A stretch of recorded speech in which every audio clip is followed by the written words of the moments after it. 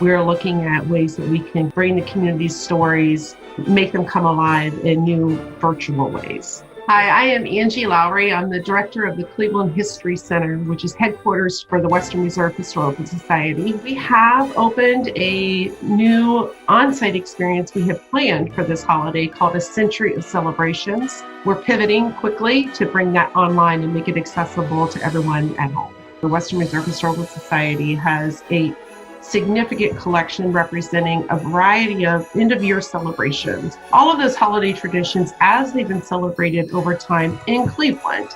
Shopping at the department stores downtown, seeing Mr. Jingling. We bring that whole local connection to it.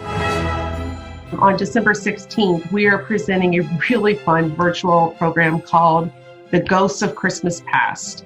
It's really a look at around the winter solstice. That time of year is when it's considered to be the thinnest veil between the supernatural and the living. During the Victorian era, there were a lot of traditions and connections with exploring the other side. We'll also look at some really bizarre holiday cards that kind of tie to that kind of creepy, if you will, holiday tradition that are pulled from our own collection.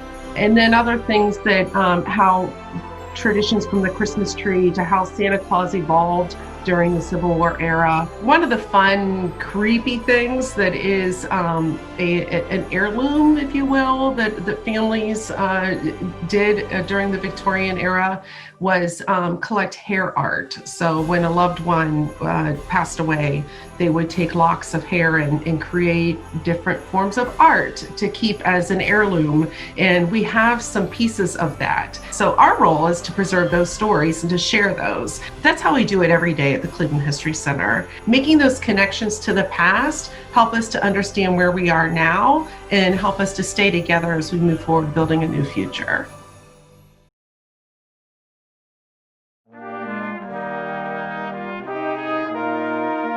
For the holidays, we have a pretty full schedule of virtual live stream performances due to the pandemic. Hi, I'm Matt Charbonneau, and I'm the chair of the Center for Music at the Music Settlement. The Music Settlement is a 108-year-old community organization with campuses in University Circle and with a campus in Ohio City. And we also own and operate a live music performance venue. We're community-based, and we have different service areas, including music education, early childhood education, and music therapy services.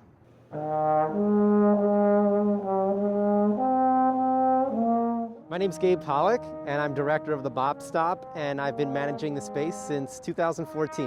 When we first opened, we did host music therapy and early childhood education, and even though over the years it's transitioned more into a true jazz club, after we cover the costs of the show, all of that money is reinvested in music education at the Music Settlement.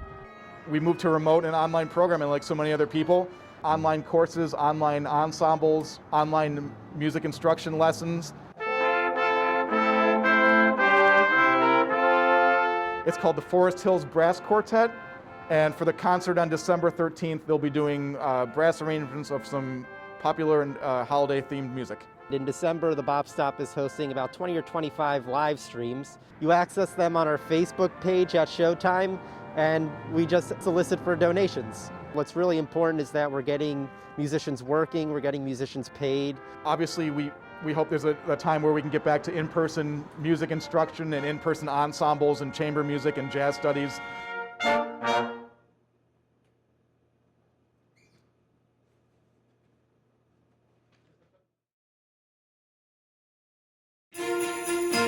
The museum plans on celebrating the holidays this year a little differently. A lot of our programming is going to be virtual.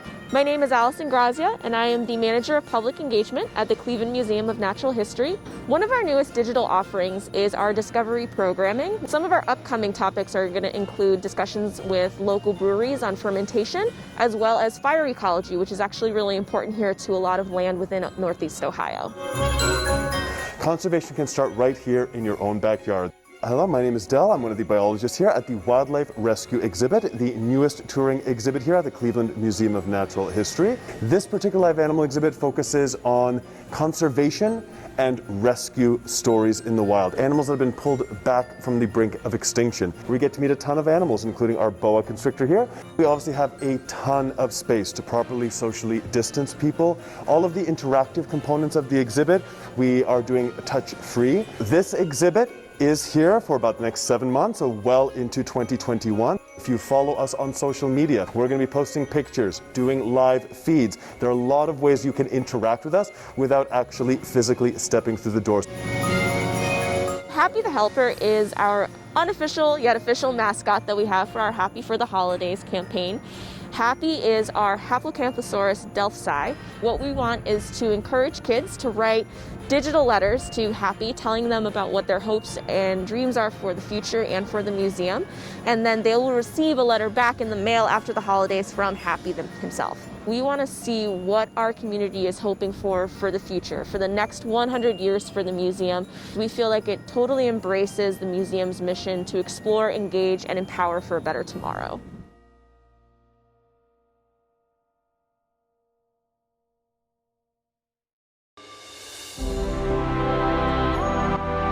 The museum has existed for over 100 years, and we know that we're here for solace in difficult times.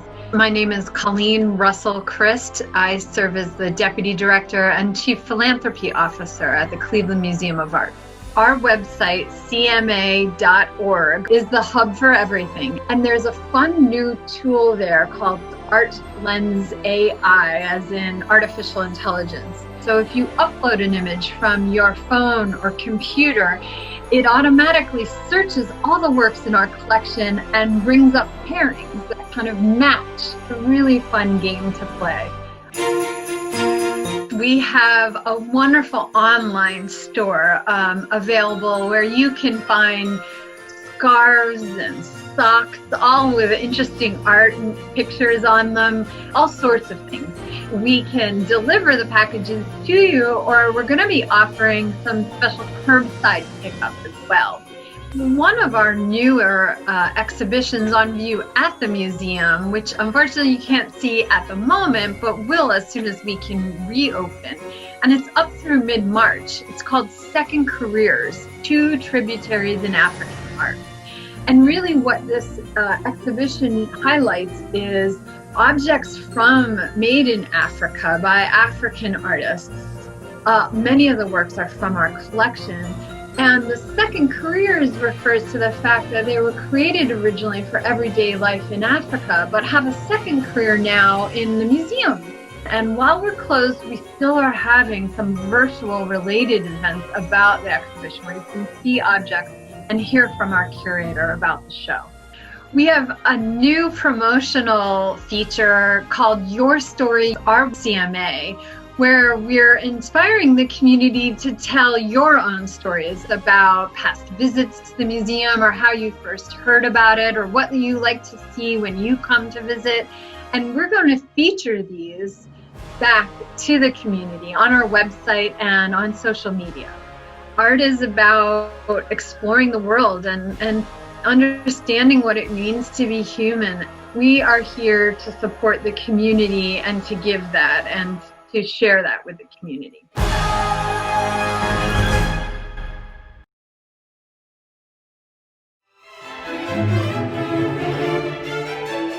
The current COVID restrictions have really presented a lot of challenges. My name is Ilya Gadalovich. I'm the artistic administrator of the Cleveland Orchestra. One of the biggest things that we've faced is the fact that we really can't use winds and brass on stage until it's much, much safer. I'm Lisa Boyko. I play viola in the Cleveland Orchestra, and I've been part of the orchestra for 30 years. We all have to sit 6 feet apart, so that, as you can imagine, makes it very difficult for us to hear and see each other. But the brain is an amazing thing. We are able to make adjustments for the distance and the time lag that could happen acoustically. The Adela app has really been a silver lining to the pandemic. Video broadcasting is something that we've been thinking about for a very long time. When you launch the Adela app, what you're seeing is our In Focus series. But along with that, there's also some shorter videos that we shot earlier in the summer. There's some archival material. There's access to our podcast. Playing for cameras and microphones instead of an audience is very different. We don't have the sense that what we're producing is immediately being received by people. But on the other hand, we know that our concert may actually reach a broader audience eventually.